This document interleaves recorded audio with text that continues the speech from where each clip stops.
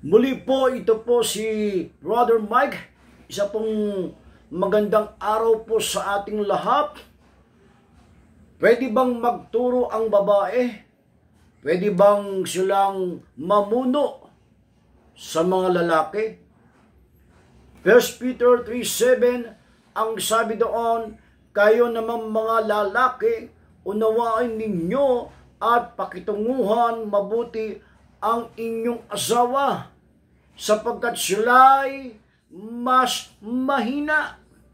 Sa maliwanag na sabi ni Pedro, mga kapatid, ang mga babae ay mahina. 1 Timothy 2 verse 14, at hindi si Adan ang nadaya, kundi si Eva ang nadaya at nagkasala. So malinaw po diyan, mga kapatid, na ang mga babae ay mahina, at pag sila'y mahina, sila po ay madaling madaya ng kaaway. Ano po ang dapat sa mga babae?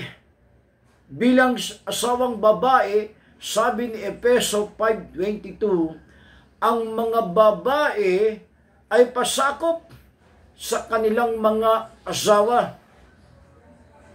At ayon din po sa Efeso 5:33, ang mga babae ay dapat igalang ang kanilang asawa. Kahit sa bilang asawa, ang mga babae ay dapat nagpapasakop at dapat ay gumagalang at rumirespeto sa asawang lalaki. So maliwanag sa mga talatang ito, ang babae ay hindi pwedeng mamuno o hindi pwedeng magturo, sapagkat sa mga talatang ito ay pinapakita, mga kapatid, na ang babae ay mahina at ang babae ay madaling madaya ng kaaway. At sa mga talatang ito, mga kapatid, ay pinapakita na ang babae ay dapat nagpapasakop sa lalaki. At dapat ang mga babae ay buong respeto ang kanilang pinapakita sa kanilang asawang lalaki. E paano naman sa loob ng simbahan o ng iglesia? Ang mga babae ba ay dapat pang magturo? Ang mga babae ba ay dapat ba silang mamuno bilang isang pastora?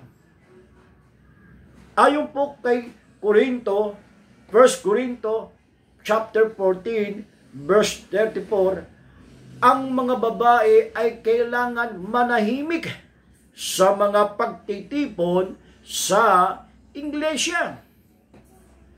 Napakaliwanag na ang mga babae sa loob ng iglesia ay sila po ay hindi dapat magturo, sapagkat ang sabi dito ay kailangan silang manahimik sa pagtitipon sa loob ng iglesia. Sapagkat hindi ipinapahintulot sa kanila sa mga pagtitipon ang magsalita. Dapat sila ay pasakop gaya ng sinasabi ng kautusan. Ayon po kay Pablo, mga kapatid, ito'y sinasabihin niya sa loob ng Korinto, ang mga iglesia o mga mananampalataya sa Panginoon, na ang mga babae ay dapat manahimik at ang mga babae ay dapat napatuloy magpasakop. At ayon din po sa 1 Corinto chapter 14 verse 35, ang sabi ganito, sapagkat kahiyahiyang magsalita ang isang babae sa loob ng iglesia. So hindi pinapayagan ni Pablo na magsalita o magturo o mangaral ang babae sa loob ng iglesia, sapagkat ang sabi ni Pablo, sila ay kahiyahiyang magturo. Napakalinaw na sa mga talatang ito na ang babae ay hindi dapat magturo. At lalong hindi sila dapat mamuno sa loob ng iglesia sa harapan ng mga lalaki. At ayon din po kay 1 Timothy chapter 2 verse 12, ang sabi muli ni Pablo, hindi ko pinapayagan ang mga babae na magturo o mamuno sa mga lalaki, kundi dapat silang manahimik. Muli sinabi ni Pablo na ang mga babae sa loob ng iglesia ay dapat silang manahimik.